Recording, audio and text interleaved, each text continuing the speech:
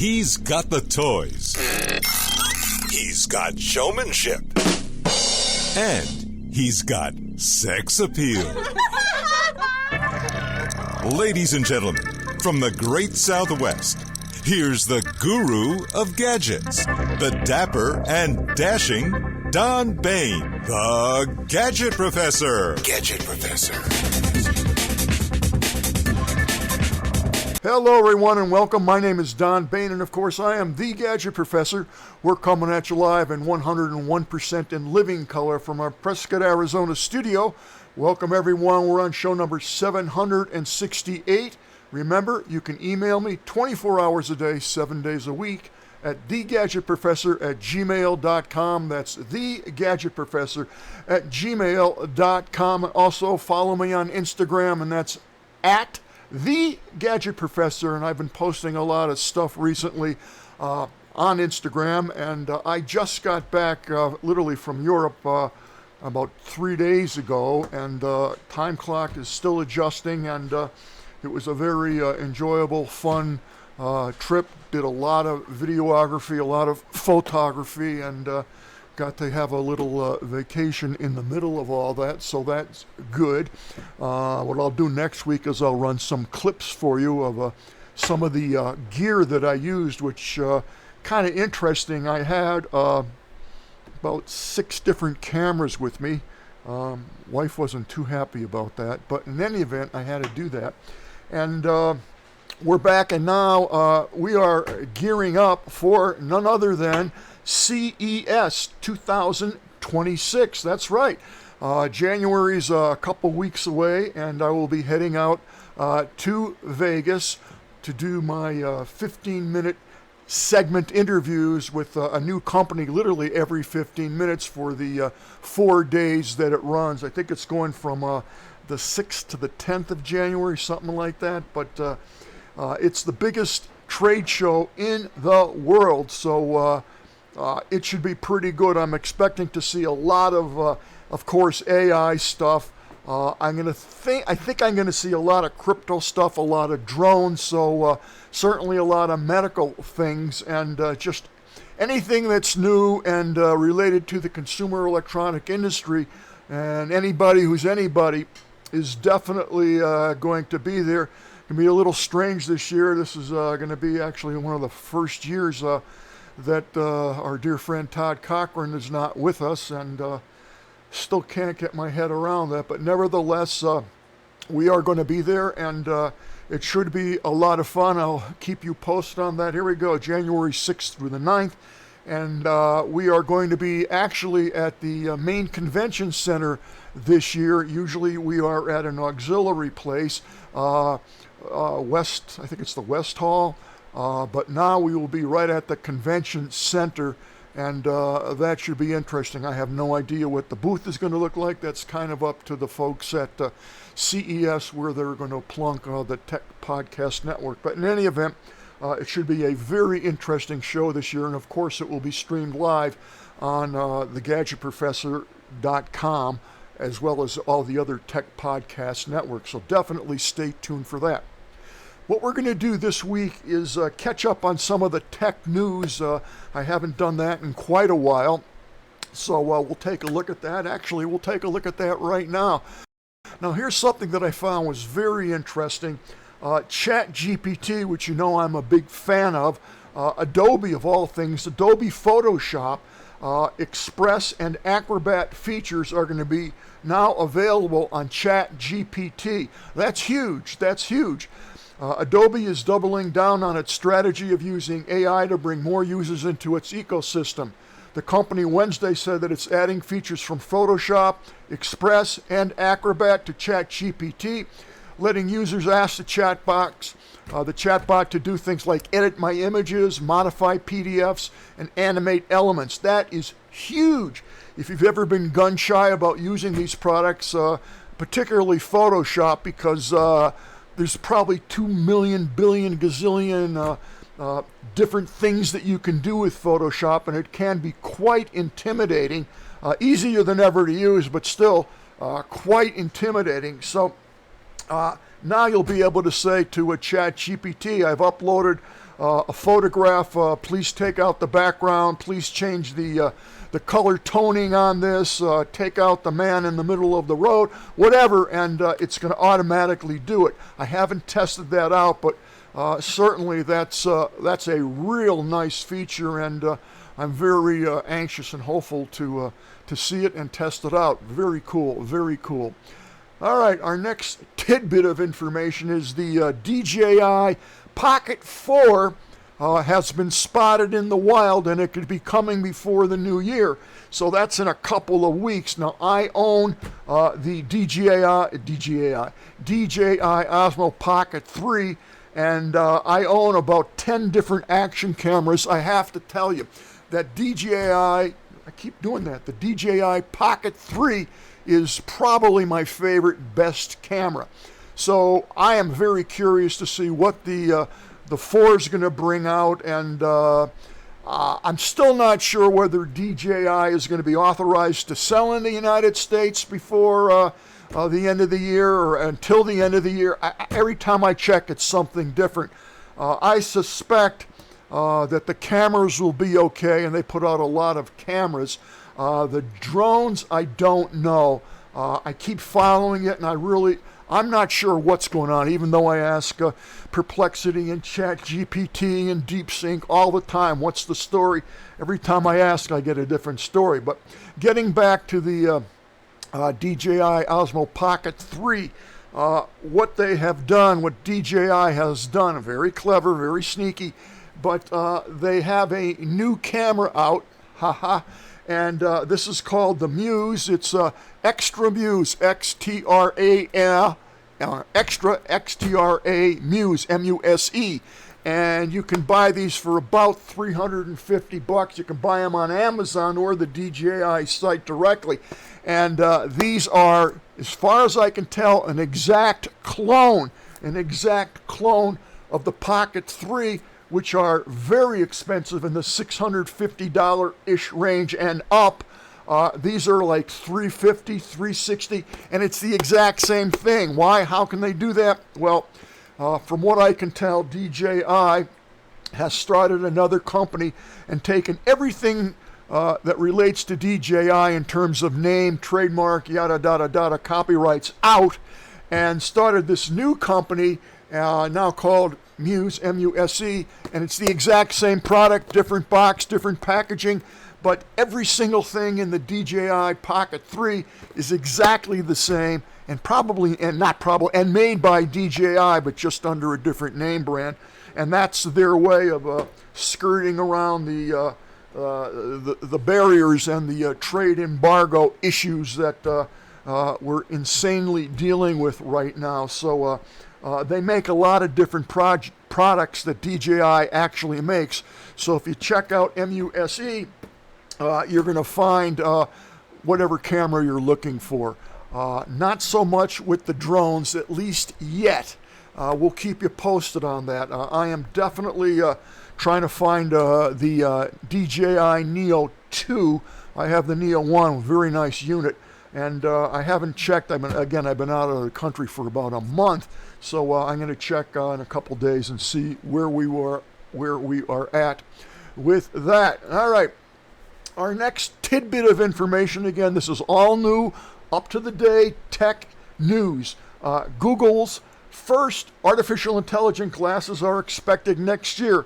That's in a couple weeks, folks. Google will launch its first artificial intelligent glasses in 2026, according to their blog post. Now, I'm not a big fan of the glasses, and I've never determined whether, if I wear glasses like I do, if these are no good anymore, quote, and I just got to wear the Google glasses if they'll adjust to my vision requirements. I don't know. Not a big deal to check out. But in any event, let's just say I put on the Google glasses. What do they do? Wow. Very cool. Very cool. For artificial intelligence and XR to be truly helpful, the hardware needs to seamlessly fit into your life and match your personal lifestyle. We want you to have the freedom to choose the right balance, weight, style, and immersive technology that you need. Now, here's the cool part. Again, I haven't seen them. They're not available yet, but I'm liking it. They are working on a model and it will have various options of artificial intelligence powered glasses, and they look like regular glasses. They're going to have microphones and a front facing camera, and you're just going to tell it to take a photo. They're also going to have search engines available just by asking for it, and they're going to come up. They'll have a chat GPT and all those things, so that's going to be pretty cool. But specifically, one model is designed for screen-free assistance using built-in speakers, microphones, and cameras to allow the users to communicate with Gemini and take photos. The other models have an in-lens display, which is only visible to the person wearing the glasses. Get this, folks, this is made for me specifically. It's now going to be able to show you a turn-by-turn direction with closed captioning. So I'll be able to wear these, and I can say, where did I park my car? And right through the glasses, it's going to give me the map. How cool is that? Or when I'm driving and I don't know where I'm going, which is always, even with Waze on, I still make the wrong turns and get lost. I can't help it. But these glasses supposedly are going to solve that problem. I'm very anxious to test them out and see them. Maybe they will be at CES. I don't know. But there are a lot of companies now definitely getting into this artificial intelligent glasses, and I think it's going to be a huge industry. Time will tell. No one really knows. But enough companies are jumping into this to make me think that this is going to be real. All right. We're not done yet. A lot more news to come. And I got a killer device that I saw. Anyway, we'll take a look at that in a minute. DJI Neo 2 is now the most Apple-friendly drone ever. I can't find one, but maybe Amazon sells them. I don't know. Again, I've been out of the country. I'm going to check that out today for sure. DJI has made flying a drone feel a whole lot more futuristic. With a brand new firmware update, the DJI Neo 2 now supports your Apple Watch remote control, letting you steer, track, record, and manage your drone right from your wrist. How cool is that? I even have my Apple Watch on. Yeah, it's about 20 years old. I don't know. I still hate it, but I'm wearing it now because, I don't know, because it's here in Prescott, and I decided to put it on. Yeah. Here's the kicker. The original DJI Neo is getting the same Apple Watch compatibility. So I do have the Neo 1, if you will, and I'm going to do the update on that actually today. This big upgrade is a big win for every buyer in the Neo lineup. If you have an Apple Watch, you'll be floating with the idea, and you're floating with an idea of upgrading it. You can now do it to the DJI 2. Very cool, and I got to find if Amazon sells the Neo 2. Man, you know what? Let's take a quick peek. I am very curious here. Let's go on to Amazon here, and let's go. Let me get in the right place here. I'm curious. All right, DJI Neo 2. Let's see what happens. Is this it? Here it is here. It's available. 600 smackers. Not cheap, but look, you're getting the full kit. I didn't even know you can buy it yet on Amazon, so that's good enough. I only want to buy the Neo 2. You're only talking $259. I don't know if I need the other things because they already have them with the DJI Neo 1. But that's not a bad price, and of course the combo is going to give you extra batteries. I don't know if the batteries are compatible. Probably not. They want to push you into giving you more time to fly, and also push you into buying more stuff. That's capitalism at its finest. Let us go back. Where were we here? We did that. All right, next piece of news. Folks, I read this morning because I check Google News every day. I also check the technology section. I read this 4 times so I could get my head around it. This makes me insane. Absolutely insane. Confirmed by the IRS and the Department of the Treasury, withdrawals exceeding this amount will trigger a thorough, underlined, a thorough review of your financial transactions. Well, it used to be $10,000. In fact, to my knowledge, you can't bring in or bring out more than $10,000 U.S. currency when you're traveling. Don't worry, friends. I brought maybe $800 with me total for a month out of the country. I'm broke. Anyway, withdrawing money from the bank was not suspicious until now. The United States is going to start investigating any withdrawal of more than $1,000. Are you kidding me? To me, it's none of their business what I do with my money. And $1,000? Really? That barely buys groceries for me. Yes, what you used to do as routine will now put authorities on high alert, especially if the area is classified as high risk, and even if it seems exaggerated to you, the Department of the Treasury, also known as the IRS, has launched a plan to review almost one by one the withdrawals that previously were completely unnoticed. It will start in 2006 and will require banks and businesses to report in detail cash operations between $1,000 and $10,000. It does not mean that each person will be treated as a criminal. Oh no. But it does mean that these financial transactions are going to be regularly monitored by IRS regulators. And if someone does not fit the IRS explanations, you're going to be audited. This is insanity. To me, it's a violation of my civil liberties. I don't know where the hell, I probably shouldn't say this because I'll get audited 50 times as soon as it's posts, but man, I just find this offensive. And man, it's crazy. Talk about Big Brother. Anyway, I can talk about this all day. Really annoying to me, really an invasion of my privacy and your privacy. And I think it's unconstitutional. We shall see, we shall see, we shall see. Insanity. Bad enough we got to deal with these tariffs. Man, the cost of tech gear has gone one way, sky high and up. I couldn't even buy a camera in London and bring it back to the United States. No problem buying it, but big problem trying to bring it back through customs in the United States. Henceforth, I didn't buy it. All right. Big upgrade to Google Photos. I applaud this. They're finally getting with it. Google Photos is launching new video editing tools effective now. You want to definitely check this out. There's a variety of articles on the internet talking about these great upgrade. So this one is going to tell you this is the upgrade, and this is on TechCrunch.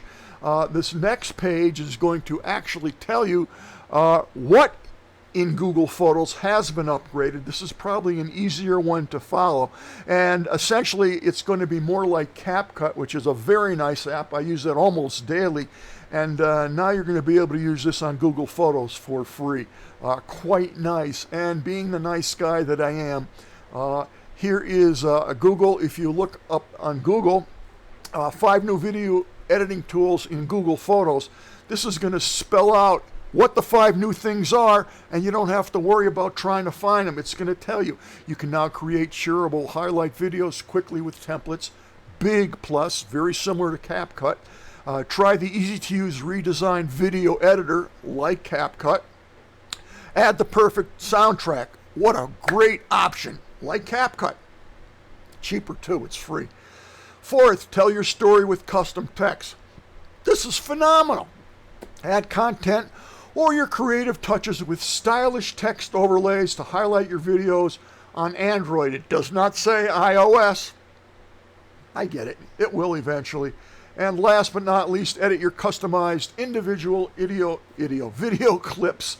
And you're going to be able to add all kinds of things and inserts quite easily. So congratulations to Google Photos. Nice. I commend them for doing that. All right. This is crazy. I received an email actually this morning from these people, never heard of them, my fault, called Doogie, D-O-O-G-E-E, Doogie. They make a bunch of products, and I am going to actually interview them and see these products at CES, and I'm looking forward to it. This particular device caught my eye big time.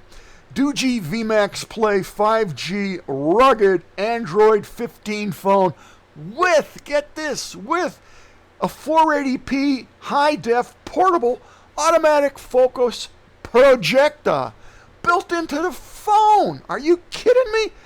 This thing is a beast. Here's all the things that you get. And we'll quickly zoom through them. Actually, let's close this down. But this thing has a projector built inside of it. I mean, how cool is that? Right on your phone. So whatever you're watching on your phone, you can project it. It's a powerhouse. It has a 20,500 milliamp battery. That is huge, enormous. 45 watt charging system. 10 watt reverse charging system, which means you can charge something else from your phone. I never thought I would see that. 32 megapixel front camera, 8 megapixel ultra wide angle and macro camera, 200 megapixel main camera, artificial intelligence main camera, 200 megapixel, oh my God, 20 megapixel night vision camera. They got all kinds of crazy stuff built into this. You're going to get a stand, a speaker, all this stuff, a case. What do we got here? That just shows you front and back.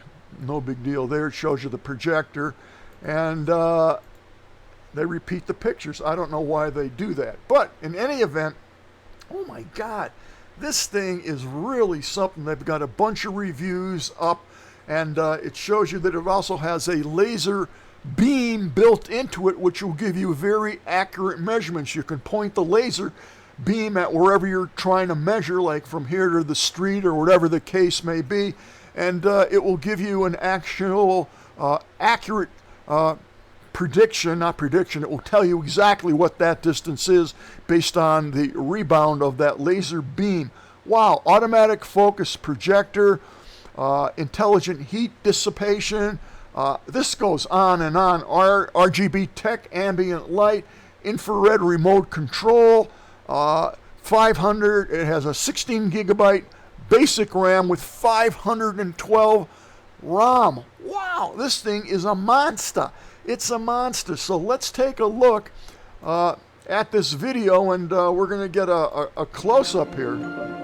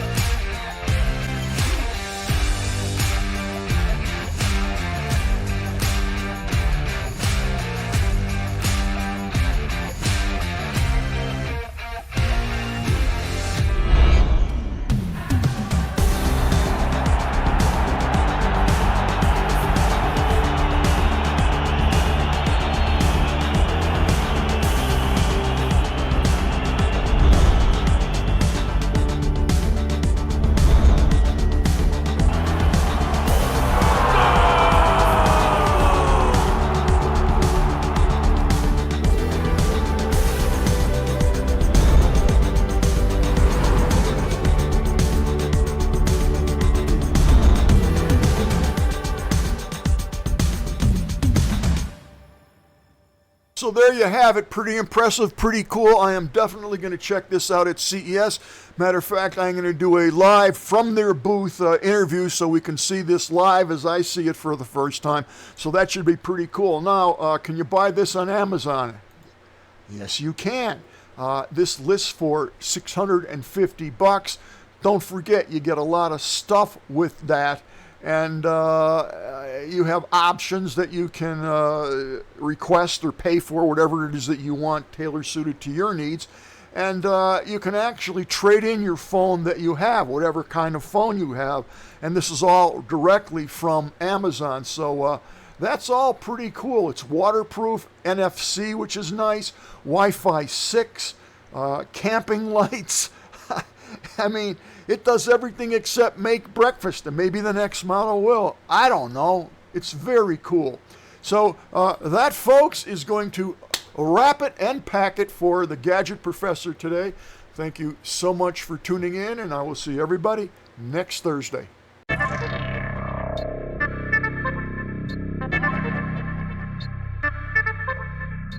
The Gadget Professor is produced by Don Baine, Multimedia Communications, LLC. If you would like your product reviewed on The Gadget Professor or would like to appear on The Gadget Professor, contact us via email at thegadgetprofessor@gmail.com. The opinions expressed on the program by the host, guests, call-in listeners, or chatters are solely the opinions of the original source who expressed them. And thank you for watching The Gadget Professor.